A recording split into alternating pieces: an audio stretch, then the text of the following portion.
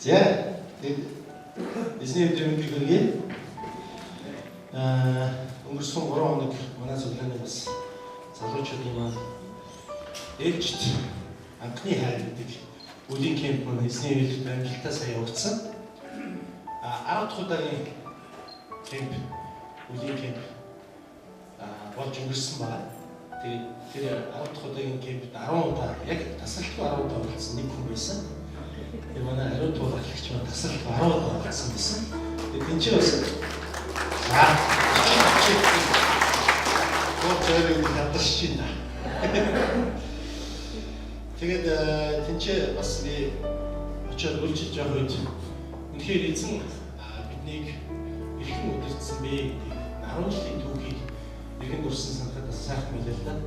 10 жилийн өмнө байсан тэр зарим нэг зургуудыг дараад зарим нэг тусламжуудаа ингээд хараад хуваалцаж байхад 10 жилийн өмнө тонхой жоохон байсан хүмүүс одоо аав ээж болсон зарим 3 хүүхэдтэй 2 хүүхэдтэй болсон. Ингээд амьдч чанаа би ч бас 10 жилийн өмнө айгуу залуу байж өөрийнхөө зургийг харсан чи одоо бас хөдөлчиж нэг талаар сайхан юм шиг нэг талаар муухай юм шиг мэдрэмж төрлөө. Ямар ч байсан энэ 10 жилийн хугацаанд эзэн бас бидний гайхамшигтай сайхан өдөртөж жолоодч онцгой залуучуудын маань бас өөрийнхөө хайр дотор зааж сургаж төлөвшүүлж өнөөдөр өдөртөж ирсэн маш их талархсан юм сайхан өдрүүд байлаа. Бурхан алдрыг өргөё. Халелуя.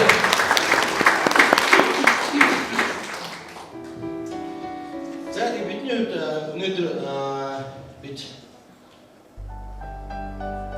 Христэд итгэдэг хүн болгоны хамгийн сайн мэддэг ишлээс орцох болно. Бид хамтдаа нэгэн дугаар цэжээр уншиж байна. Намайг боохдаг юм дээ. Цэжээр уншиж гэсэн шууд дэше харцсан. За хаач шууд. За харцсан. За өнгөрсөн. За хамтдаа уншия. Нэг арай өрөө. Бурхан бидний хайсан. Өөрөөр Эцэг үүдийг чимгүй юм даа. Амен. Христэд итгэдэг хүн болгоны хамгийн их одоо мэддэг цээжилдэг тэгээд бас энэ ишлээ урамшдаг ишлэл гэж би ойлгодог. Би ч гэсэн энэ ишлэлийг уншихдаа ягаад чинь маш их зүрх сэтгэл минь баясаж, хөгжиж, өглөгдөж идэг. Яг л энэ ишлэлээр Бурхны бид рүү хандсан хайрын тэр илэрхийллийг маш гайхамшигтай харуулсан байдаг. Бурхны тэр хийсэн агуу ажлыг энэ ишлэлээр маш оновчтойгоор тайлбарлаж хэлсэн байдаг л та. Юу гэж хэлж байна гэхээр Бурхны ертөнцийг үнэхээр хайрлсан. ертөнц гэдэг байгаа маань энэ мод чулуу үүсгэж биш тийм. Үндэ бол энэ дугаар та бидний хэлж байгаа. Өөрөөр хэлбэл Бурхан намайг хайрлсан гэсэн үг тийм. Энийг хайрлсан. Хүмүүс биднийг хайрлсан. Гэмтээ Бурхны өмнө зогсгүй, Бурхны өмнө одоо тэр хайрыг авах зогсгүй тэр хүмүүсийг Бурхан хайрласнаа нэг зүйлийг хийсэн гэж. Тэр хийсэн зүйл нь юу вэ гэхээр өөрийнхөө хамгийн үнцэнтэй, хамгийн одоо чухал, хамгийн их хайрладаг тэр хүүгээ биднээс төлөө өгсөн гэж хэлж байна. Тэр өгтөө зүгээр нэг май гэдэг үг. Зүгээр нэг май гэдэг илгээг. Тэр өөрийн цорын ганц хүүгээ бидэнд өгөхдөө бидэнд илгээхдээ бидний өмнөөс амсах ёстой зовлон эдлэх ёстой шийдлийг тэр хүүгийнхаа дээр тохиж тэр хүүгээ бидний өмнөөс золиос болгож тэр хүүгээ бидний өмнөөс зовоож ингэснээр бидэнд хэрэгчлөө амар тайван баяр баясгалан өгөхийн тулд энэ агуу ажлыг хийсэн маа гэдэг энэ ишлэлээр илэрхийлсэн байдаг. Энэ ишлэлийг уншихаар омгшин гэж хэлдэг тийм. Миний хувьд энэ ишлэлийг ингээд санаад энэ ишлэлийг уншихаар ямар ч байсан Бурхны хувьд би хин юм бэ гэдгийг бас төсөөлж харах юм боломж олгодог л доо. Тэгэхээр энэ чинь ер нь бол зүгээр бидний хам сэдвийг хараад энэ би итгэл ишлэлийг үзэх юм Бурхны хайрын талаар өгүүлж байгаа. Бурхан бол эргэж биднийг хайрлсан маа. Ингэж хайрлахдаа ийм юм ажлуудыг Бурхан хийсэн маа. Харин би өнөөдөр та бүхтэй арай нөгөө өнцгөөс нь хаалцах хүсэж байна. Бид Бурханд хайрлагдсан гэдэг маань бид Бурхны үнцэнтэй гэсэн үг. Тийм биз? Та бүхэн ямар нэг зүйлийг хайрладаг уу? Хайрладаг биз дээ, тийм үү? Хүүхдээ хайрладаг, эцэгхээ хайрлна, эх орноо хайрлна, одоо юу гэдэг үн тэтлээ хайрлна, зарим машинаа хайрлна, тэгээ олон юм хайрлахын зөндөө юм байгаа бах тийм. Хэрвээ ямар нэгэн юмд та өөрөө ач холбогдол өгч хайрлаж байгаа бол тэр зүйл чинь таны хувьд маш үнцэнтэй зүйл болж явж байгаа гэсэн үг. Үнцэнтэй зүйл болж явж байгаа гэсэн. Хинч байдаг гэсэн. Эм материалын зулцаг ээжтэй үнцэнтэй. Би бол үүнтэй хамгийн дургуй баяр. Би ингэ харахад хараас зам. Гэхдээ тэр ээжтэй үнцэнтэй байхгүй. Тэр материалын зулцаг. Яагаад гэвэл тэр материалын ээж нь материалын зулцгаар хайрлаж байгаа. Тэр хайр гэдэг зүйлээс болж тийч үнцэн гэдэг зүйл үүсэж байна. Би болж байна. Тэгээд дээхэн үед бид нар солонгосныг өөрөөр нөхөрлж исэн. Найзуудтайгаа тоглоом нөхөрлж байна. Тэгээд биднээс ойлын гэдэг тоглоом байдаг байсан шүү дээ. Тэгээд тоглоом тоглож исэн. Тэгсэн биднээс хажууд нэг хэдэн солонгос банднаар тоглож байлаа. Тэгээд тэр банднарын донд нэг нэлээд махлаг. Би энэ томоо линз нүдний шилтэй. Тэгээд ингээд шүдэнтэй төмөр юм аппарат зүүцэн. Тэгээд нэг үсэн ингээд яг ингээд удураа ингээд тайраад хайчилсан ингээд явааш үсэцсэн юм тийм хүү тоглож исэн. Тэгээд тэр хүү тоглоод ингээд бойлингийн бөмбөг шидсэн байхгүй. Ингээд гүйжгээд урагшин шиддэг те. Тэр бөмбөгийг урагшаа шидсэн 5 шидэлтийн баг 4 ингээд хоошоо бөмбөг алдчихсан.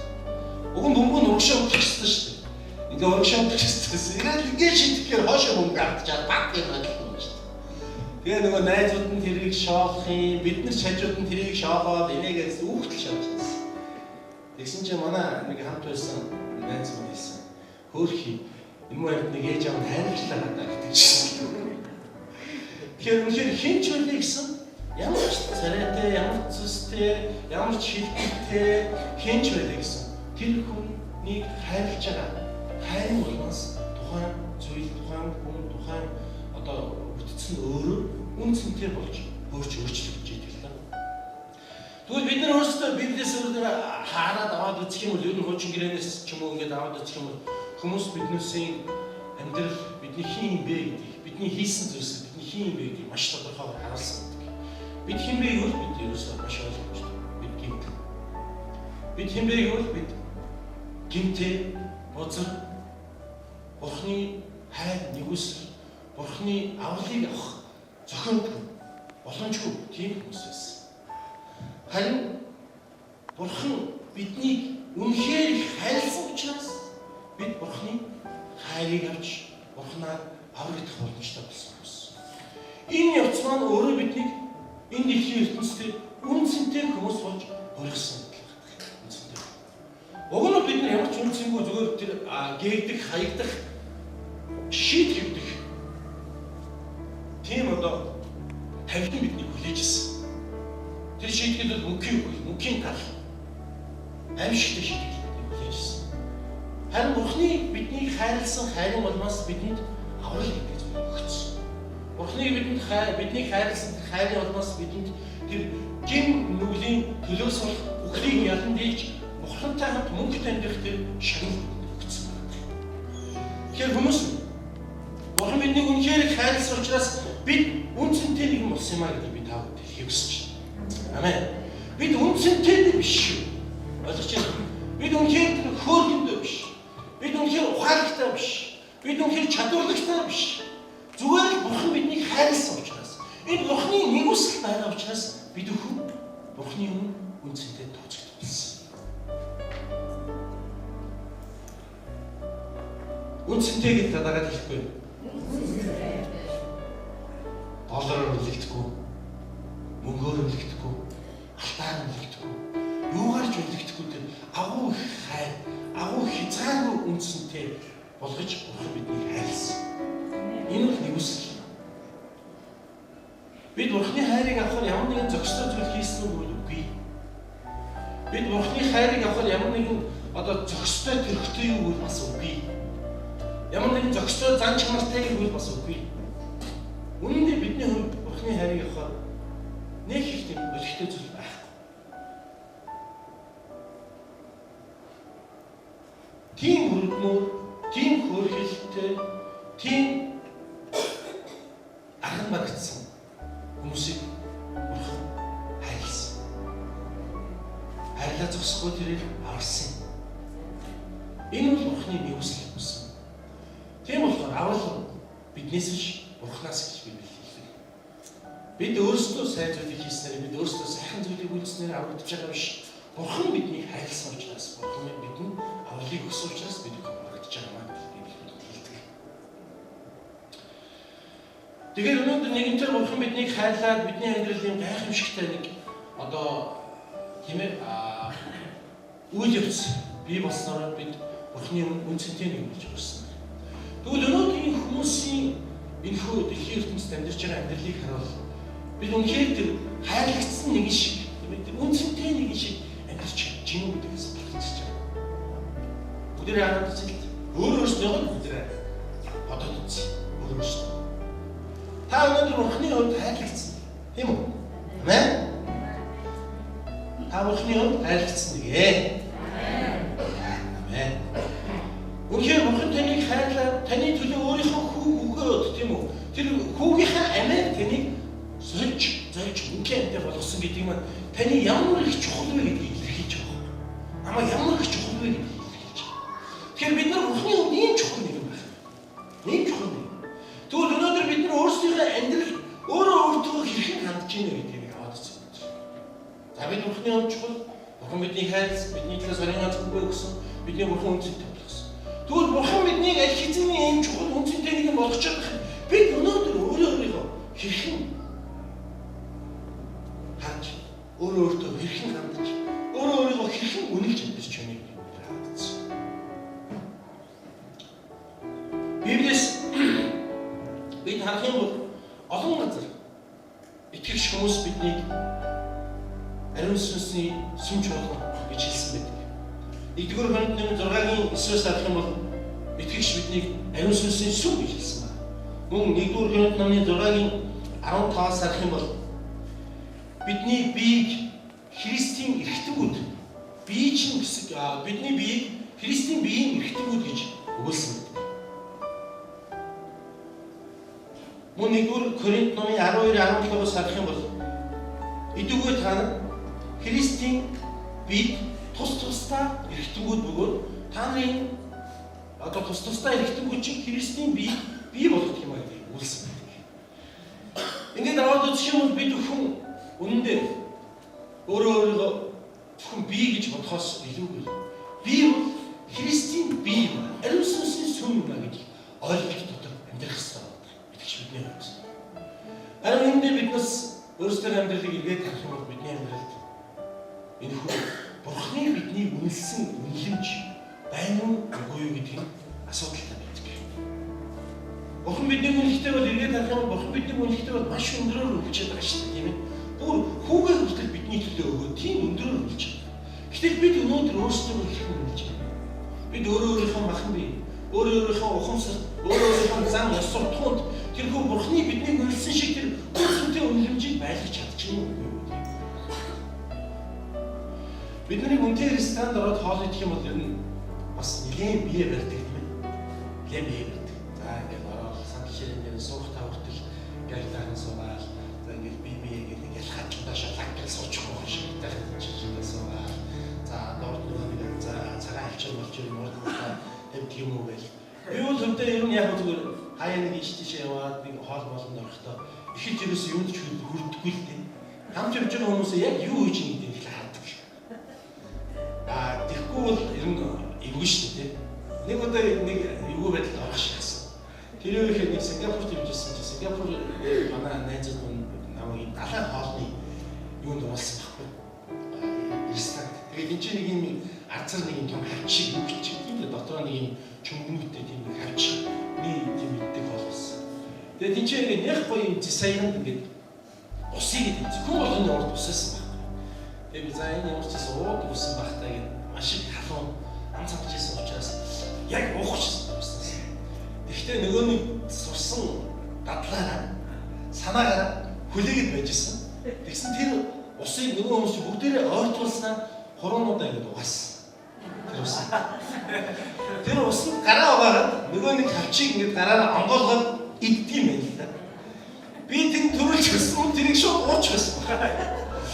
Тэгсэн азар нэг жоохон моос нандаа тэрийг ингэж аврагдаж гарсан байна. Тэгэхээр биднээс ямар нэгэн үнцэнтэй ресторанд ч юм уу ямар нэгэн чухал газар орохоор ингээд бие бариад өөрснөө ингээд хянаад те одоо хажуудлын юм маань юу гэж ин албагаа ханаа гэдгийг сэрээгээ ханаа барьдаг ингээд маш өөрснөө шинж тэрхүү хоолндоо хүртэл идэхтэй те том томоор намдаа ягаад нэг бүлнээс нөгөө дамжиргаа бүр пал гэж идээд байхгүйгээр баг багаар зажлаа ингээд уруу намаачаа ингэж иддэг байх гэж найдаж шүү таа. Тэгдэггүй. Би бол өөртөө иддэг тхийг хичээдэг. Зүгээр нэг дуусна манс нь очих юм хамаагүй шүү дээ. Том томоор ингээд амрагал бууцаа ингээд урд идэл хараа явчихдаг. Тэгэхээр яагаад гэж нэр тэр үнцэнтэй газар бид нар ороод тэр чамин тансаг газар ороод бид нар өөрсдөө бас яг тэр чамин тансаг байдал өөрсдөө байхыг хүсдэг. Яг үүнтэй адилхан Бурхан биднийг тэр үнцэнтэй чамин тансаг нэгэн болгосон юм а гэдгийг бид нар оюун бодолтой зүрх сэтгэлтэй амьдралдаа ойлгож амьдрах хэрэгтэй. Амен. Энэ чинь Бурханы хийсэн ажил юу вэ гэхээр өөрийнхөө хамгийн их хайрладаг хамгийн өөрийнхөө үнцэнтэй тэр нэгэн зүйлийг бидэнд зориулсан. Тэгсээрээ бидний тэр чухал юм болсон. Тэгвэл өнөөдөр хамгийн нэгдүгээр би Бурханы хүнд хэм бэ гэдгийг ойлгож бодол санаандаа зүрхэндээ амьдралдаа түүнийг ойлгож амьдрах гэдэг бол чухал. Бидний хувьд түрүүн хэлсэнчлэн Бурханы бие ариун сүнсний сүм Христийн эрхтэн үдийг хэлж хүсэж байна. Тийм болохоор ахтарсан бүгдээрээ үнэхээр Бурхан биднийг үнэлсэн шиг тэр үнэлэмжээр энэ дэлхийн ертөнцид амьдрах цагаа гэж таамаг уриалж байна. Амен. Та Бурхан хайрлагцсан, үнэлэгдсэн учраас та өөрийгөө хайрлаж, үнэлж амьдрах ёстой. Таны энэ бие чинь аль хэзээ таних байхад билсэн. Ич таавал ихтэй амьд байгаа би биш гэдгийг хэлсэн. Миний дотор Есүс Христ амьд байгаа гэдгийг тэр хэлсэн. Тийм үү? Тэгвэл өнөөдөр Есүс Христээр болж бид аврагдсан учраас өнөөдөр бид өөрсдийнхөө махан биеийн төлөө, өөрсдийнхөө сайн сайхны төлөө биш, Бурханы хаанчлалын төлөө, Бурханы алдрын төлөө амьдрын гэдэг Христээр үнэлэгдсэн хүмүүсийн амьдралын хувь тавилын гэдгийг хэлхийг хүсэж байна. Амен. Бид өөрсдийнхөө амьдралд хандах хандлага өөрчлөх ёстой. Бурхан биднийг тийм гайхамшигтайгаар үнэлээд, гайхамшигтайгаар өрөөгөөд энэ гайхамшигтай үнэлэмжинд авчирсан байх тэр гайхамшигтай үнэлэмжийг бид нураах, утаах, их байхгүй гэдгийг бид хэлхийг хүсэж байна. Өөрөөр хэлэх юм бол Бурхан бидний гин нүглийн бүгдийг нь цусаараа угаагаад, тэр биднийг ариусгаад, тэр бидний Бурханы өмнө тийм ээ өөс юугүй ямар нэгэн одоо тэр бузар бохир зүйлгүйгээр авчирсан. Нэгэнтээ ийм болгосчод байхад бид өөрийгөө эргэж тэр гин нүгэлтэй хутгаж, эргэж бузар булаатай хутгаж, эргэж босрон зүйлүүдтэй орооцолдуулж өөрсдийнхөө үнэлэмжийг угаан гэдэг бол бидний хувьд стандарт нохоо үйлдсэн 7 гэдэг шиг болж байгаа гэсэн. Тэгэхээр ахтарсан машина таны зод тэрээр авахтаж байгаа гэдээ санаацсан. Бид бүхэн Бурханаар үнэлэгдсэн хүмүүс учраас та бүхэн өөрсдийнхөө амьдралыг бас үнцэнтэйгээр өөрсдийнхөө амьдралыг эрхэмдэж амьдраарай гэж хүсэж байна. Ялангуяа өөрийнхөө амьдралыг нэг нь миний ам, миний гэдэс, миний ходоод гэж та бодож амьдарч болохгүй. Манайхны нэг хамаатны игч ярьжсэн. Нэг эмээ хамрын тамхи их татдаг хүмүүс байна. Тэгээд тэр хамрын тамхи татахаар ингээд хамрын тамхины урдуур асгачдаг тийм хөгшин байсан. Тэгээд тэр хөгшин нэг хүүхдүүд та одоо надад хамрын тамхи татахаар асгаач. Яахан баг таталтаа балер татах юм. Тэгэхээр нөгөө хөгшин хэлдэг байсан. Хэлдэг нэг үг гэдэг байсан нэ. Тэр үгийг тамхи минийх, хамар минийх танаас ямар хамаа байна яа гэсэн. Тэр нэг талаасаа бид нар заримдаа одоо юу гэдгийг те ходоод минийх, ам минийх, шүд минийх, хоол минийх гэж бодож амьдэрдэг. Тэгээд өдөрч иддэг, шөнч иддэг, өглөөч иддэг, эцээр агаас үлдээ энэ идэлтийн илүүдлээс болж байгаа өвчин гэж өнөөдөр идэлтийн дутуугаас болж байгаа өвчнөөс хамаагүй хувь хэмжээгээр өсөж явсан. Ойлгож байна тийм. Нөгөө өсөглөн байхаас олж байгаа өвчнөөс илүүгээр цатгалан байхаас олж байгаа өвч нь илүү их болсон гэсэн үг. Тэгэхээр хоолчин өнөөдөр ихцснээр хор болсон гэсэн үг. Дээр миний ээж аавын үед одоо ингэж ажил хийдэг байсан. Тэр хүмүүс маань ингэж хар өглөөгөө гараад өдөржингөө ажиллаж байгаа нэг орой ирдэг. Ажилдаа автобусаар алхаж явж очоод өдөржингөө гүрийж байгаа юм уу? Аяг шиг үлдвэрийн хоол ингэж идэл оройн өстө гүрийж байгаа оройн гэртээ ирэх юм хоол гэсэн. Ингээд харахад тухайн үед бол энэ бүдүүн өнгөц хөөхөд гэсэн шүү. Харах хүмүүс. Ингээд ер нь ингэж чирчээсэн дурхай хүмүүс ингэж явж байсан. Ишрүүсэн гүйлсэн одоо ингээд хойд цолгосон юм шиг тийм. Хаяа ингээд хойд цолгосон ус урагтаар харагддаг нэг гүрийнхэн цуцсан гэсэн юм шиг тийм хүмүүс өгдөгтэй байх юм. Яг тийм хөдөлмөрч тийм хүмүүс байсан. Хоолндны одоо хомсдолтой ч гэсэн хөдөлмөрч. Гэхдээ их ирүүл хүмүүс байсан. Ирүүл хүмүүс. Одоо ингээд биднээсийн юмыг харахаа чинь зөргөл гэх юм, даралт гэх юм, бөөрл гэх юм, илгэл гэх юм, уушгил гэх юм. Тэгээ зүг зүгээр байгаа мөртлөө л ингээд намайг одоо харахад зүг зүгээр байсан тийм. Би ч юм уу өвчний үр зогсож байгаа шүү дээ. Эсэн чи тийм. Тун саяхан нөгөө хоол миний ходоод минийх шинжлэр бах идээд яваадсан чинь ходоод чи минийх ч гэсэн бас миний өвөнд орохгүй өдөө тавтаад өрсөөд одоо юм уу явж байгаа. Тэгэхээр өнөөдөр бид нар өөрөө өөрсдөө хүртэл хайрлах хайраа тий өөрөө өөрсөндөө хандах хандлагаа бид нар аягүй сайн ойлгож явах хэрэгтэй. Үнэлж явах хэрэгтэй. Бид Бурханаар үнэлэгдсэн, Бурханаар бүтээгдсэн энэ бидэнд өгөгдсөн эрхэм махан биеийг бид нар ингээд өөрийн зоргоор хайр найргүй ашиглаж болохгүй гэсэн. Бид хайрлаж тийм ээ гамнаж ашиглаж хэрэглэх хэрэгтэй. Ашиглаж хэрэглэх хэрэгтэй. Ахтуус бид Бурханы үнцэнтэй хүмүүс. Энэ махан бие ч гэсэн Бурханаас бидэнд өгөгдсөн эрхэм нэгэн бүтээл. Тэгэхээр энэ махан бие бидэнд өгөгдсөн Бурханаас бидэнд бүтээж өгөгдсөн бидний бүтээл учраас биднийг дур зоргоор идэж уугаад эвдээс үтгээд хийж байгаа гэж өгсөн ямар нэгэн тийм хэрэггүй зүйл биш шүү дээ. Харин бол гамнаж хайрлаж одоо тийм ингэж урт удаан энэ махан бие чинь гэж байлгаж тэгсээр Бурхан ардыг гэж авах хэрэгтэй юм байна. Бид нар тэрийг хийдэг зүгээр нэг гоё сайхан харагдах талаасаа бодоод идэх. Гоё сайхан харагдах талаасаа янз янзын одоо нүрэ бодох ч юм уу, хувц уснаа одоо өмсөх ч юм уу тийм эсвэл яг энэндээ янз янзын илүү дутуу гоё юм хийлгэх ч юм уу тийм байдлаар бид нар өөрсдөө харгалж гадаг. Бид хичнээн их давхраа хийлгэлээгээд бидний нас уртсахгүй гэдгийг ойлгоё. Бид хичнээн их одоо яг урууламаа бомбаалгалаа гэдэг бидний нас уртсахгүй гэдгийг ойлгоё. Харин өнөөдөр бид өөртөө өгсөн махан бие үнэхээр эмх цэгцтэй сахилга буттайгаа тийм үү? Бурхны дотор байлгаж ич юм бид эрүүл сарвал урт насалж чадна. Бид хэдийчнээ урт насалж хэдийцэн эрүүл сарвал байж чадна. Бид Бурхны хаанчлалын чөлөө хэдийчнээ ихийг үзүүлж чадна гэсэн үг. Амен. Тэгэхээр ахтус энэ махан бие чинь таних зөвхөн биш юм шүү дээ. Та бит юм байна. Та эзэнд итгэсэн бол энэ Бурхных. Энэ Бурхны юмыг бид Бурхан зориулах хэрэгтэй. Бурхан зориулахын тулд бидний эрүүл сарвал инх тунх байлгаж урт удаан хугацаагаар бид Бурхны хаанчлалд үйлчлэх хэрэгтэй байна гэдгийг та бүхэн сануул хэлхийг хүсэж байна. Амен. Тэгэхээр өөрийнхөө үнэлж өөртөө хандах хандлагатаа хандах хэрэгтэй. Бас өөрийнхөө хийж байгаа үйлсүүдэд, зан үйлүүдэд, тийм үйлдэлүүдэд бид гарч ирэх хэрэгтэй. Нэгэнт бид нар Бурханаар өргөгдсөн, Бурханы хайрыг авсан, Бурханаар өргөгдсөн хүмүүс учраас бид нарт бүх чөтгөрийн зүйлийг өөрийнхөө дотор байлгахыг зөвшөөрч өсгөө.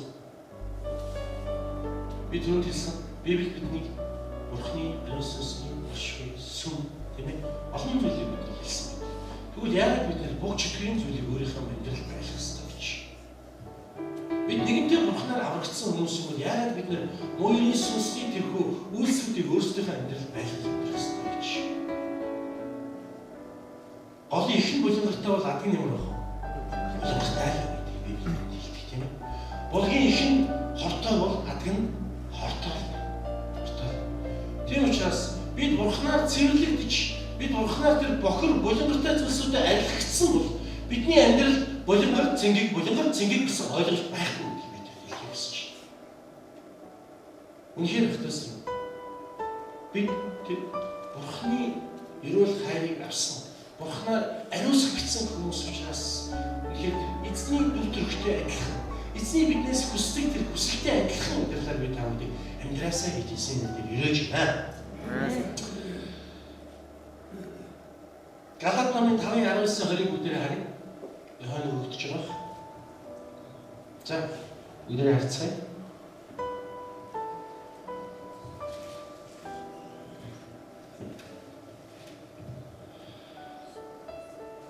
Хамт шиг өдрөө. Нэгэн гоо. Харин махбодын үлсэн илэрхий юм. Эдгээр захаар уцаж тачаад садардаг шүтлэг, ид шүт, дайсан, маргаан, хаадал, уур хэлэн, хагаралтаа, хагарал, тэрс үзэл, атаах, архитал, утга учиргүй наригдсан гэх юм аа. Би өрдөн танаас сануулж байсанчлан урьдчилан сануул. Ийм зүйлийг үлдэгчт нь Бурхны хаанчлалыг бүлэхгүй гэсэн. Энэ зүйлийг үлддэг хүмүүс Бурхны хаанчлалыг бүлэхгүй гэсэн. Өөрөөр хэлэх юм бол бид хэдийгээр Бурхнаар аврагдаж, Бурхнаар өрөөгдөж, Бурхан бидний хүнцэнтэй тэр байр суурин дээр авчирч тавьсан ч гэсэн таны амьдралд, таны бодол санаанд, таны зүрх сэтгэлд, таны өдөр бүрийн амьдралд чинь эдгээр махбодын үйлсүүд байх юм бол та Бурхны хаанчлалыг бүлэхгүй гэсэн. Бүр тодорхойлбол хэлэх юм бол та тэр Бурхны таны үнцэнтэй болгосон амьдралыг үнэхээр шороотоо утгах чанаа гэсэн. Эцэнд итгэхээс өмнө бид аливаа нэг асуудал дотор байсан. Аливаа нэг зүйлүүдийг одоо махан биеийн махбодын хүслүүдийг хийдэг байсан. Харин итгэсэн хүмүүс эдгээр зүйлс байх нь зогсгүй байх ёсгүй гэж Галатны эсгэлийг хэлсэн байна. Найзууд минь би таны өөрийнхөө амьдралыг эргээд хараарай гэж сануулж хүсэж байна. Таны амьдрал нь эзнээр аврагдсан, өрөөгдсөн нэгэн мэт тэр үнцэнтэй болсон нэгний амьдралаар амьдарч чинь үү? Аль эсвэл махбодын хүсэл дотроо та өнөөдөр бодгалцсан хэвээр байна гэж. Мэдээж олон жилийн туршид хийж, үйлдэж, бодож санаж одоо зуршил болсон тэр зүйлүүдээс савн орхин гэдэг нь амар зүйл биш. Гэхдээ тэр боломжийг Бурхан бидэнд өгсөн. Тэр үеиг бол ариун сүнс. Амен. Ариун сүнсээр дамжиж бид өхөн муу ерний сүнс буюу махан бодын хүсэл тачаалуудыг тэрхүү уруу татлагуудыг ялан дийлэх бүрэн боломжтой гэдгийг бид хэлдэг. Ялан дийлсээр ч хэлсэн. Хойшлооч бид нар ялан дийлэхээр болно. Амен. Учир нь бол Бурханаас бидэнд илгээгдсэн тэр ариун сүнс бидний амьдралыг сордог, унгайхыг хүсдэг тэр муу сүнснээс хайгуу илүү хүч чадалтай их мэдлэгтэй юм байна. Тийм учраас та ариун сүнс дуулууртай байх юм бол таны амьдралд өгөгдөж байгаа энэ махбодын үйлсүүд, махбодын хүсэл тачаалууд, гим нүглүүд үнэхээр таны амьдрал нөлөөлж чадахгүй байх болно гэдгийг бид хэлхийг хүсэж байна. Ариун сүнс дуулууртай амьдрцгаая гэх юм. Амен. Бурханаас бидэнд бүтээж өгсөн олон сайхан зүйлсүүд байна. Олон сайхан зүйлсүүд. Түүний нэгэн цаг хэлсэнчлэн бидний бие махбод тийм үү? Түүнчлэн бид нэг нэгнтэй харилцаа гэж. Таажид байгаа нэг цагаарч их сайхан хардаа. Гой хардаа.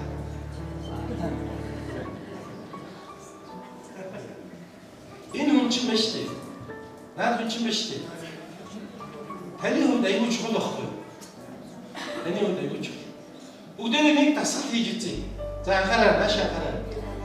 Бүгдээ нэг дасгал хийж үзье. Нааш анхаараа. Бүгдээ нэгдээ энэ дөрөв ганц цагаас сууж байна. Эний хажууд хин ч ганц цагаас сууж байна. Сайн. Яг ганцаараа амьдрал чинь бүх амьдралыг чинь турш мөрөлчлөн гэж боддоо. Одоо нүдэн нэг. Болмоо. Сайн ба. Гоё байх болов. Хооштой ингэж амьдрах боломжтой юм. Ямар ч боломж байх. Боломжгүй учраас Бурхан Адамыг ганцаараа байх нь болохгүй байна. Сайхан биш байна гэд Евг бүтээж гисэн байхгүй юу? Тэгээд тэр хоёр хамтдаа байгаад амьдрал өрөөсөө өнөөдөр ингэж бид бүхэн бүгдээрээ ингэж сайхан билийгээ сууж байна.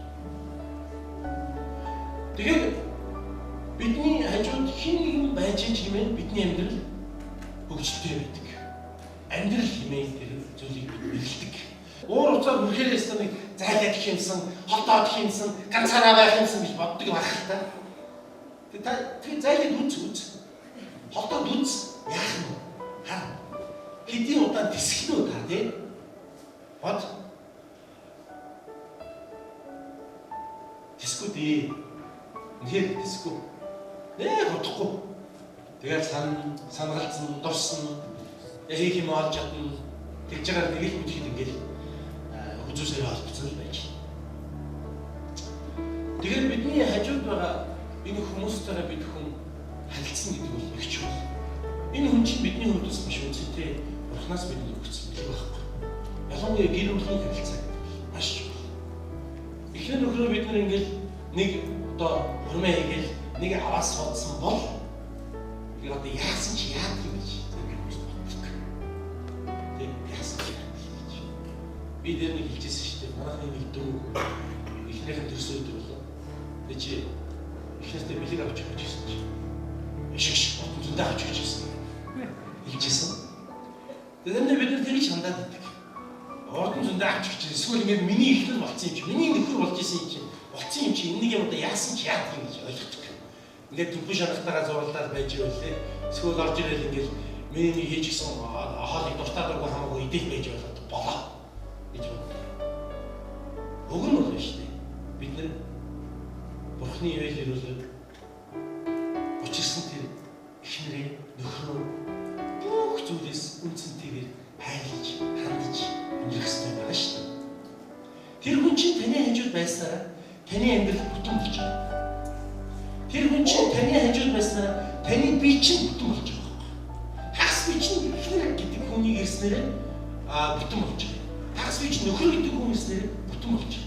Тэгэхээр бид нар эхнэрээ доош нэгээд нөхрөө доош нэгээд эхнэртэй хандах хандлага, нөхөртөө хандах хандлага бид нар анхаарахгүйгээр тийм ээ энийг өндөмжгүй хандах юм бол өөрөө өөрийнхөө биеийг та доош хийж байгаа гэсэн үг. Манай нэг юм гэж мөнгө цааш чадахгүй. Ингээд нэг өрөөс юм явж ах юм. Би яах гэж юм гэж суугаа. Эсвэл ах トゥ нэр нэгэлээ. Шугаал. Энэ зэн байлаа. Тэр дондогтоос олсон бол одоо их хурдын гişүн хэцүү юм чинь. Олон зүйлийг бид нөхрүүдээ ад үзэж, эхнэрүүдээ ад үзэж бусдад харьцуулж үзлээ. Дондог таныг хайрдаг уу гэхгүй юу? Дондог таныг хайрдаг учраас та дондогтоос олж чадаагүй. Харин хажууд ч байгаа хэн нэгэн таныг хайрлаж учраас та тэрнтэй хамт ирчих. Тийм болохоор тэр дондог танд байдлыг байх ч юм заяа. Дондог гэдэг нэртэй хүн байхгүй шүү дээ. Дондог танд байдлыг байх ч юм. Харин хажууд ч байгаа таны эхнэр, таны нөхөр, таны хүн хамгийн чухал юм. Та түүнийг хайрлаж, хүндэтгэж, та түүнд өөрийнхөө хамгийн чухал гэсэн зүйлсүүдэд зориулж амьдрах юм бол таны амьдрал аз жаргалтай байх амжиггүй. Та өнөхөр өөрийнхөө гэрлэлтийг үнцэнтэй тооцох юм бол та тэр гэрлэлт гэдэг зүйлээс баяр баясгалан заавал авч амьдрах. Заавал авч амьдрах. Энэ л амжиггүй. Тэгэхээр хүмүүс эзэн нэгэнтээ бидний гэрлэлт гэдэг зүйлийг бий болгосон. Тэр гэрлэлт гэдэг зүйлээр дамжуулж бидэнд амьдралын баяр баясгалан, амьдралын тэр нууцуд бидэнд нээлттэй болдог. Аз жаргалууд бидэнд өгөгддөг. Эдгээр та хоёр нэг хүн биш ч гэсэн нэг нь бий болдог гэдгийг ойлгоорой. Эсийн дотор нэгдэж. Тэгэхээр гэрлэлт гэдэг зүйл та бүхэн үнэхээр үнцэнтэй хандаа. Эхнэрээ нөхрөө хайрлаж, хүндэтгэж, түүнийг хинээс илүүд тавьж, хинээс нэгдүгээрт тавьж, тийм ээ? Магадгүй бос түүний хувьд тэр илүү биш байж болно. Бос түүний хувьд илүү хөөрхөн, царайлаг, хүндэрч биш байж болно.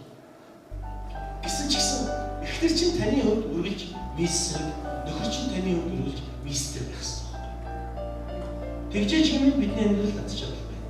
Тэгжээж хэмээн бидний амьдрал бүрэн төгс баяр баясгалан байх. Та өнөхөр гэрлэлийн амьдралд ихэнх нөхрийг бас үнцэнтэй гэж бодож, хандаж амьдраарай гэж би таныг Есүсийн нэрээр өрөөж байна.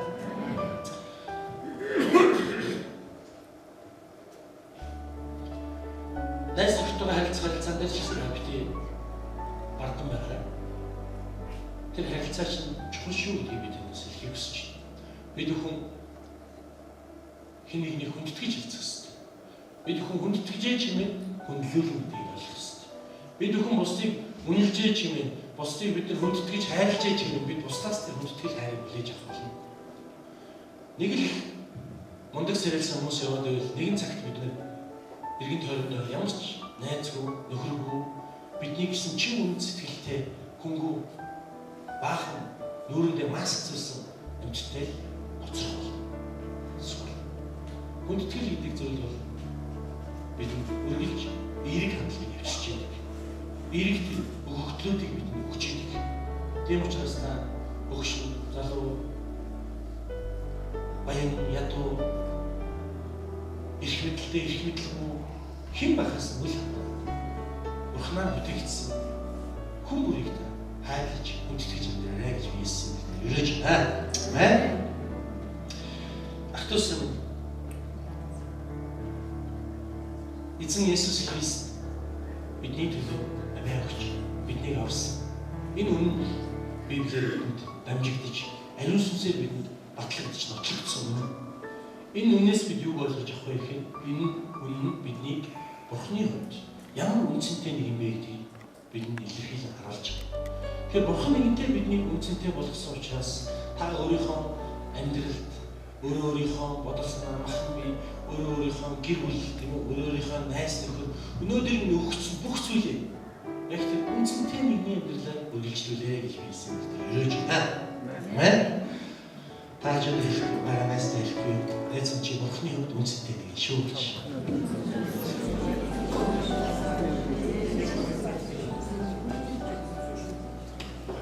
Хамтдаа Бурханы өмнө босоод эзэн магтаалт хэлэх хэрэгцээе.